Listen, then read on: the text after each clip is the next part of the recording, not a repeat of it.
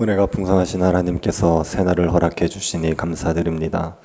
이 하루도 성령으로 우리의 속사람을 강건케 하여 주옵소서. 세상의 유혹에 흔들리지 말게 하시고 세상의 염려에도 마음 빼앗기지 않게 하시고 하나님만을 향한 마음 가지고 주의 의를 이룰 수 있는 이 하루가 되게 하여 주옵소서. 말씀 가운데 주의 성령이 우리에게 역사하시고 우리의 심령을 주관하옵소서. 걸어가신 예수님 이름으로 기도드립니다. 아멘. 찬송가 407장입니다. 찬송가 407장입니다.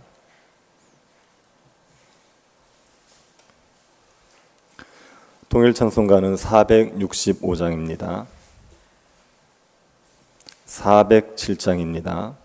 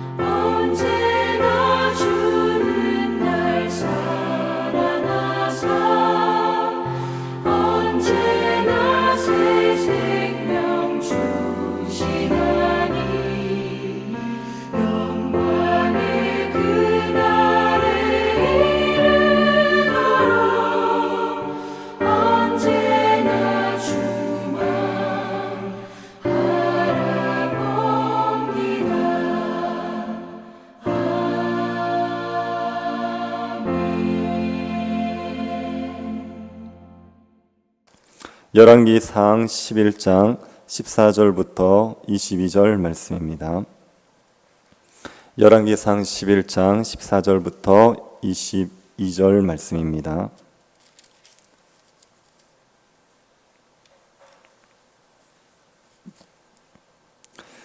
본문은 14절부터 43절인데 22절까지만 교도하도록 하겠습니다. 찾으셨으면 교도하겠습니다. 여호와께서 에돔 사람 하닷을 일으켜 솔로몬의 대적이 되게 하시니 그는 왕의 자손으로서 에돔에 거하였더라.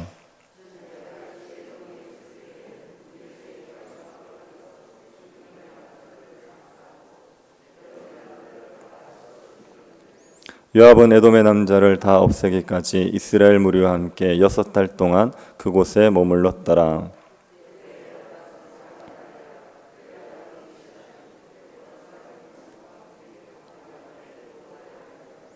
미디안을 떠나 바란에 이르고 거기서 사람을 데리고 애굽으로 가서 애굽 왕 바로에게 나아가매 바로가 그에게 집과 먹을 양식을 주며 또 토지를 주었더라.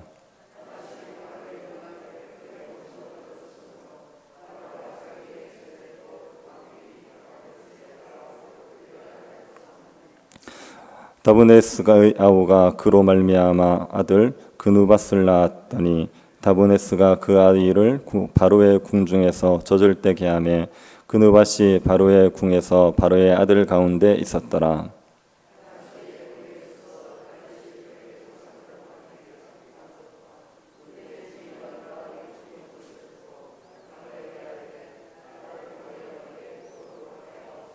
같이 보겠습니다.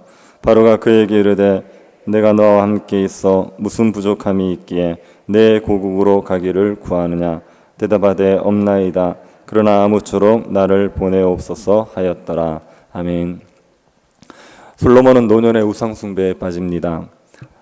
가증한 밀곰을 섬길 정도로 영적으로 심각하게 타락을 했습니다. 이로 인해서 솔로몬은 노년의 대적들에게 시달리게 되지요. 솔로몬의 대적들은 모두 3명입니다. 첫 번째는 하닷입니다. 14절을 다시 한번 보십시오. 여호와께서 에돔 사람 하닷을 일으켜 솔로몬의 대적이 되게 하시니 그는 왕의 자손으로서 에돔에 거하였더라. 하닷은 에돔의 왕자입니다. 하닷은 다윗이 에돔을 칠 때 살아남아서 애굽으로 도망을 쳤습니다. 다윗이 요압을 보내어서 에돔 남자를 다 쳐서 죽인 적이 있습니다. 요압은 에돔에 6개월을 머물면서 에돔 남자들을 다 쳤습니다. 그때 어린 하닷은 아버지의 신하들과 함께 애굽으로 도망을 갑니다. 애굽 왕은 하닷을 선대해 주지요.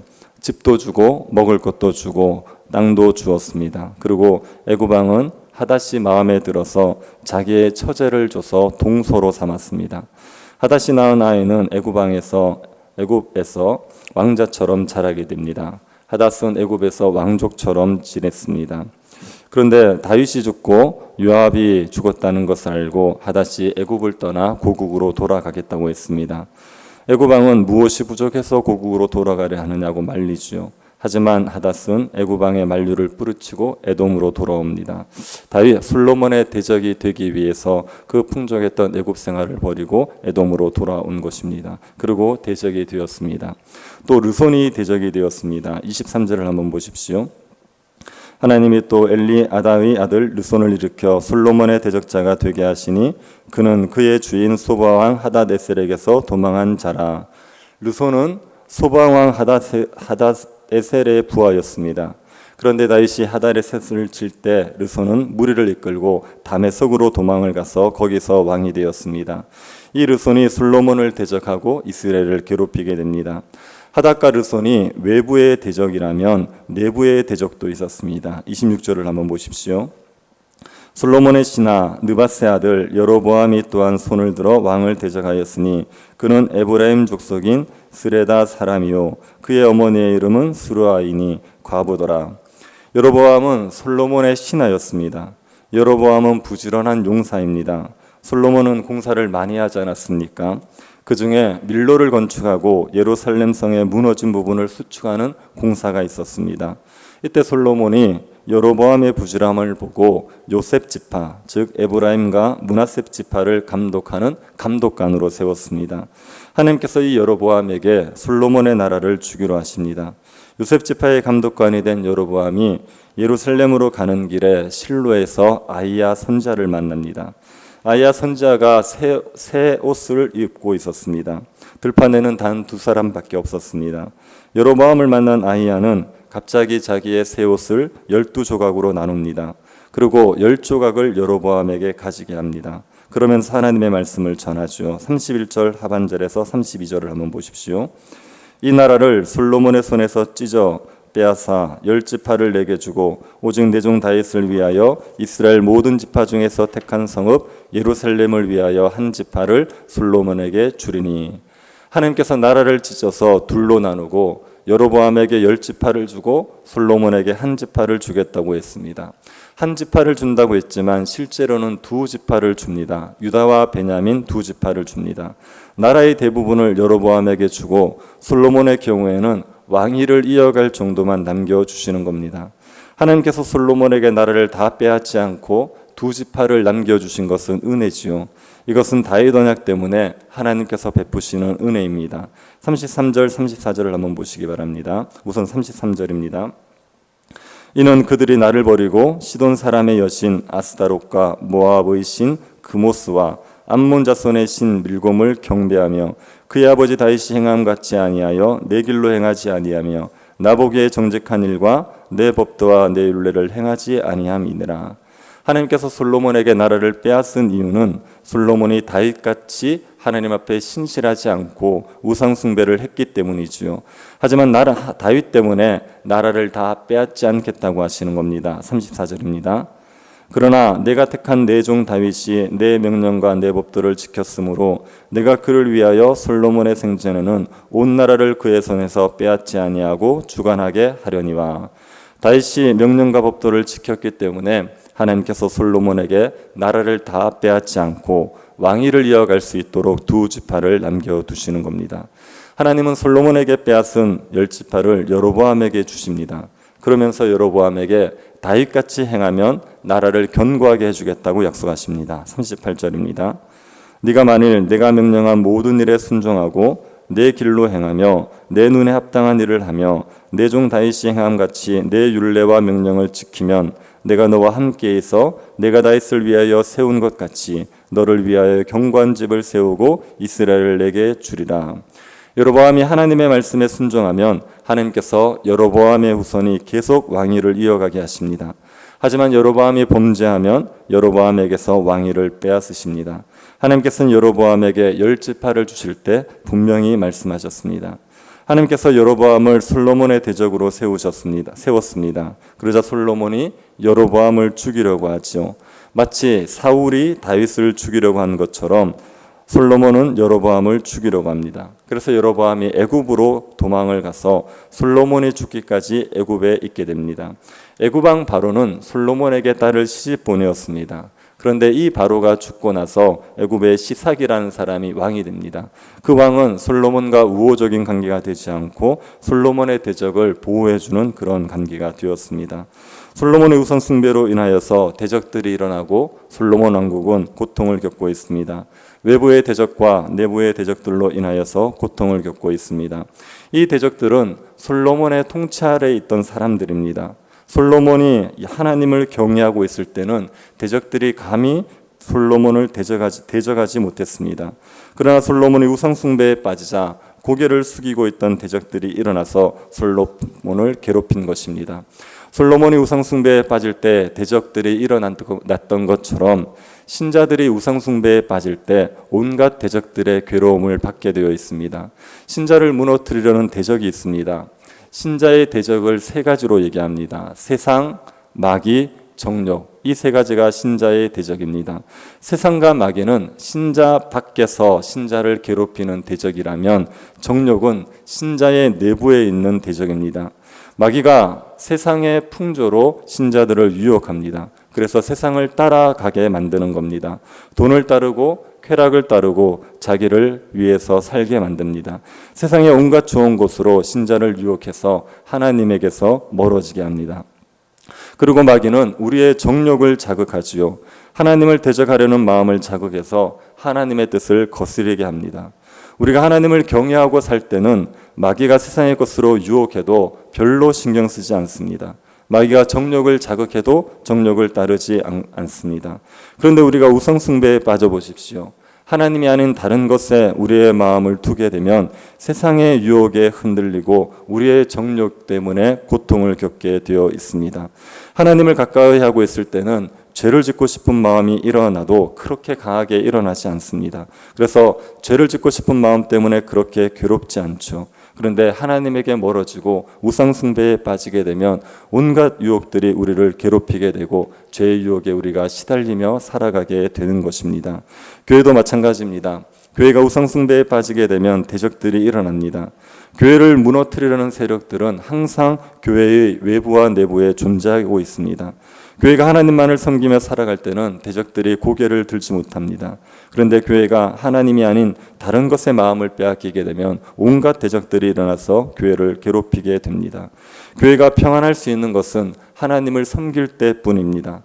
하나님이 아닌 다른 것에 마음을 두기 시작하면 교회가 시끄러워집니다. 그래서 하나님의 다른 것에 마음을 빼앗기지 않도록 항상 교회는 깨어 있어야 됩니다. 우리 시대 사람들이 가장 많이 섬기는 우상은 6가지입니다. 첫 번째가 자기 자신입니다. 자기가 가장 중요하다고 생각하면 자기 자신이 신입니다. 두 번째는 성공입니다. 세상에서 성공하는 것에서 가장 큰 행복을 느낀다면 성공이 신입니다. 세 번째는 돈입니다. 돈은 어느 시대나 하나님에 맞서는 강력한 우상입니다. 네 번째가 레저입니다. 인생을 즐기기 위해서 돈을 벌고 즐기기 위해서 일을 한다면 그러면 레저가 우상이 됩니다. 다섯 번째는 성입니다. 성적 쾌락에 빠져서 살아가는 사람들에게는 성이 우상입니다. 여섯 번째는 권력입니다. 권력을 얻기 위해서 하나님의 말씀도 짓밟을 수 있으면 권력이 우상이 됩니다. 이런 우상에 빠지면 우리의 삶에 평안이 없습니다. 하나님 나라의 복을 누리며 살아갈 수가 없습니다. 우리가 우상 숭배에 빠지지 않도록 날마다 깨어 있으시기를 바랍니다. 하나님을 가까이 할 때만 우리의 삶에 참된 평안이 있다는 것을 믿고 하나님께만 마음을 두시기를 바랍니다. 우상의 유혹들에 넘어가면 우리의 삶에 온갖 고통이 시작된다는 것을 기억하고 하나님만을 영화롭게 하며 살아가는 주의 백성들이 될 수 있기를 간절히 바랍니다. 자비하신 하나님, 우리에게 은혜를 베풀어 주셔서 감사드립니다. 하나님의 백성이 되어서 세상이 주지 못하는 평안을 누리며 살아가게 하여 주신 것을 감사드립니다. 우리가 하나님 아닌 다른 것에 마음이 빼앗기지 않게 하여 주옵소서. 하나님께만 마음을 두고 하나님이 주는 평안을 누리며 주님의 뜻을 이루어가는 백성들이 되게 하여 주옵소서. 걸어가신 예수님 이름으로 기도드립니다. 아멘. 하늘에 계신 우리 아버지여, 이름이 거룩히 여김을 받으시오며 나라의 임하옵시며 뜻이 하늘에서 이룬 것 같이 땅에서도 이루어지이다. 오늘날 우리에게 일용할 양식을 주옵시고 우리가 우리에게 죄 지은 자를 사하여 준 것 같이 우리 죄를 사하여 주시고 우리를 시험에 들게 하지 마옵시고 다만 악에서 구하옵소서. 대개 나라와 권세와 영광이 아버지께 영원히 있사옵나이다. 아멘. 코로나 확산을 막아주시기를 기도해 주십시오. 대구도 이제 3단계로 진입이 되는데 하나님께서 은혜 주셔서 확산을 막아주시고 예배가 잘 지켜질 수 있게 달라고 기도해 주시기 바랍니다. 임시예배 초소로의 이사의 문제 어제 은혜 가운데 잘 마쳤는데 금요일 이사도 잘 마칠 수 있도록 기도해 주시고, 그리고 지금 이천동 땅 쪽에 지역 주민들이 여론을 좀 동원하면서 반대를 하고 있습니다. 이 문제를 우리가 지혜롭게 풀어갈 수 있도록 우리에게 지혜 주시고, 또 어떤 경우에도 지역 주민들과 척을 지는 일들이 없도록 하나님께서 은혜를 허락해 달라고 기도해 주시고 개인적으로 기도하시기 바랍니다.